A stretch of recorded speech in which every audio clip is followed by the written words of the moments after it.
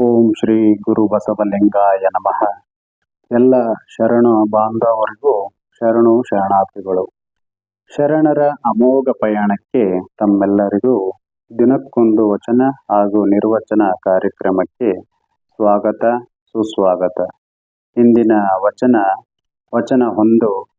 ಉದಕದೊಳಗೆ ಬಚ್ಚಿಟ್ಟ ಬಯಕೆಯ ಕಿಚ್ಚಿನಂತಿದ್ದಿತ್ತು, ಸಸಿಯೊಳಗಣ ರಸದ ರುಚಿಯಂತಿದ್ದಿತ್ತು, ನೆನೆಯೊಳಗಣ ಪರಿಮಳದಂತಿದ್ದಿತ್ತು, ಕೂಡಲ ಸಂಗಮ ದೇವ ಕನ್ಯೆಯ ಸ್ನೇಹದಂತಿದ್ದಿತ್ತು.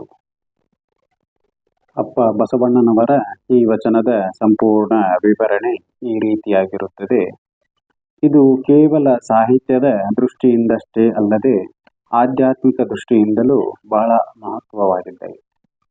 ವಿವರಣಾತ್ಮಕ ವಿಶ್ಲೇಷಣೆ ಅಂದರೆ ಈ ವಚನದಲ್ಲಿ ಬಸವಣ್ಣನವರು ತಮ್ಮ ದೈವಾನುಭವವನ್ನು ಸರಳವಾದ ಉದಾಹರಣೆಗಳ ಮೂಲಕ ವಿವರಿಸಿದ್ದಾರೆ. ಇಲ್ಲಿ ದೈವಾನುಭವ ಎಂಬುದು ಕಣ್ಣಿಗೆ ಕಾಣುವ ವಸ್ತುವಲ್ಲ, ಅದು ಅನುಭವಿಸಬೇಕಾದ ಸತ್ಯ ಎಂದು ಹೇಳುತ್ತಾರೆ. ಮೊದಲನೇದಾಗಿ, ಉದಕದೊಳಗೆ ಬಚ್ಚಿಟ್ಟ ಬಯಕೆಯ ಕಿಚ್ಚಿನಂತಿದ್ದಿತ್ತು. ಅರ್ಥ, ನೀರಿನೊಳಗೆ ಇಟ್ಟಿರುವ ಬಿಸಿ ಅಥವಾ ಉಷ್ಣದ ಶಕ್ತಿಯಂತೆ.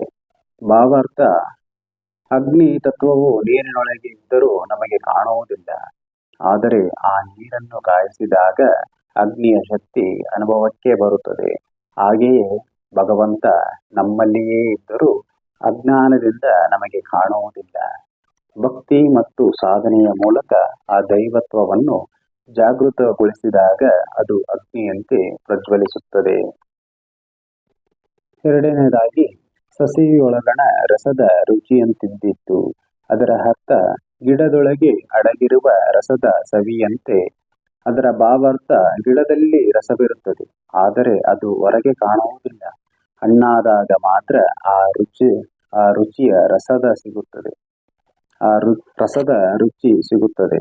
ದೈವಾನುಭಾವವು ಅಷ್ಟೇ. ಸಾಧನೆ ಎಂಬ ಪರಿಪಕ್ವತೆ ಬಂದಾಗ ಮಾತ್ರ ಭಕ್ತಿಯ ರಸವು ಸವಿಯಲು ಸಿಗುತ್ತದೆ.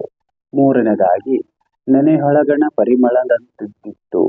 ಅದರ ಅರ್ಥ, ಹೂವಿನೊಳಗೆ ಅಡಗಿರುವ ಪರಿಮಳದಂತೆ. ಭಾವಾರ್ಥ, ಹೂವಿನಲ್ಲಿ ಪರಿಮಳವಿರುತ್ತದೆ, ಆದರೆ ಹೂವನ್ನು ಅರಳಿಸಿದರೆ ಅಥವಾ ಇಸುಕಿದರೆ ಮಾತ್ರ ಸುಗಂಧ ಹೊರಬರುತ್ತದೆ. ನಮ್ಮ ಅಂತರಂಗದಲ್ಲಿ ಭಗವಂತನ ಪ್ರೀತಿ ಎಂಬ ಸುಗಂಧ ಸೂಕ್ತವಾಗಿರುತ್ತದೆ. ಅಂತರ್ಮುಖಿಗಳಾದಾಗ ಮಾತ್ರ ಆ ಸುಗಂಧವನ್ನು ಆಘ್ರಾಣಿಸಲು ಸಾಧ್ಯ. ನಾಲ್ಕನೇದಾಗಿ, ಕೂಡಲ ಸಂಗಮ ದೇವ ಕನ್ಯೆಯ ಸ್ನೇಹದಂತಿದ್ದಿತ್ತು. ಅದರ ಅರ್ಥ, ಕನ್ನಿಕೆಯೊಬ್ಬಳ ನಿಸ್ವಾರ್ಥ ನಿರ್ಮಲವಾದ ಸ್ನೇಹದಂತೆ. ಭಾವಾರ್ಥ, ಈ ಸಾಲು ವಚನದ ತಿರುಳು. ಕನ್ನಿಕೆಯ ಪ್ರೀತಿಯಲ್ಲಿ ಯಾವುದೇ ಸ್ವಾರ್ಥವಿರುವುದಿಲ್ಲ, ಅದು ನಿಷ್ಕಲ್ಮಶವಾಗಿರುತ್ತದೆ, ಮುಗ್ಧವಾಗಿರುತ್ತದೆ.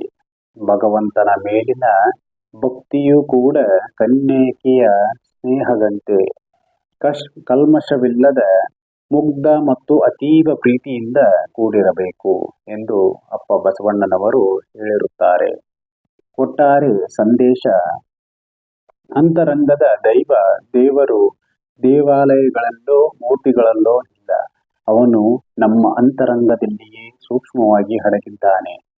ಅದರ ಅನುಭವವನ್ನು ದೈವಾನುಭವವು ಕೇವಲ ಪಠಣಗಳಿಂದ ಬರುವುದಿಲ್ಲ, ಅದು ನೀರಿನಲ್ಲಿ ಅಡಗಿರುವ ಅಗ್ನಿ, ಹೂವಿನೊಳಗಿನ ಸುಗಂಧದಂತೆ ಅದೃಶ್ಯವಾಗಿ ನಮ್ಮೊಳಗೆ ಬೆಳೆಯಬೇಕು.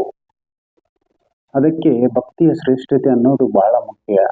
ಭಕ್ತಿಯು ಕಟ್ಟುಪಾಡುಗಳಲ್ಲ, ಅದು ಪ್ರೀತಿ. ಕನ್ನಿಕೆಯು ತನ್ನ ಪ್ರಿಯಕರನನ್ನೋ ಅಥವಾ ಗೆಳೆಯನನ್ನೋ ಹೇಗೆ ನಿಷ್ಕಲ್ಮಶವಾಗಿ ಪ್ರೀತಿಸುತ್ತಾಳೋ ಹಾಗೆಯೇ ಭಕ್ತನು ಭಗವಂತನನ್ನು ಪ್ರೀತಿಸಬೇಕು. ಈ ವಚನದಲ್ಲಿ ಮನುಷ್ಯನಿಗೆ ಹೊರಗಿನ ಆಡಂಬರವನ್ನು ಬಿಟ್ಟು ಒಳಗಿನ ಪ್ರೀತಿಯನ್ನು ಜಾಗೃತಗೊಳಿಸಲು ಎಂಬ ಸಂದೇಶವನ್ನು ನೀಡಿರುತ್ತದೆ. ಇದು ಶರಣ ಧರ್ಮದ ಕಾಯಕವೇ ಕೈಲಾಸ ಮತ್ತು ಅಂತರಂಗ ಶುದ್ಧಿಯ ತತ್ವಗಳನ್ನು ಪ್ರತಿಬಿಂಬಿಸುತ್ತಿದೆ. ನನ್ನ ಮತಿಗೆ ನಿಲುಕಿದಷ್ಟು ತಿಳಿಸಿರುತ್ತೇನೆ, ತಪ್ಪಾದಲ್ಲಿ ನನ್ನನ್ನು ಕ್ಷಮಿಸಿ. ಓಂ ಶ್ರೀ ಗುರು ಬಸವಲಿಂಗಾಯ ನಮಃ. ಎಲ್ಲರಿಗೂ ಭಕ್ತಿಯ ಶರಣಾರ್ಥಿಗಳು.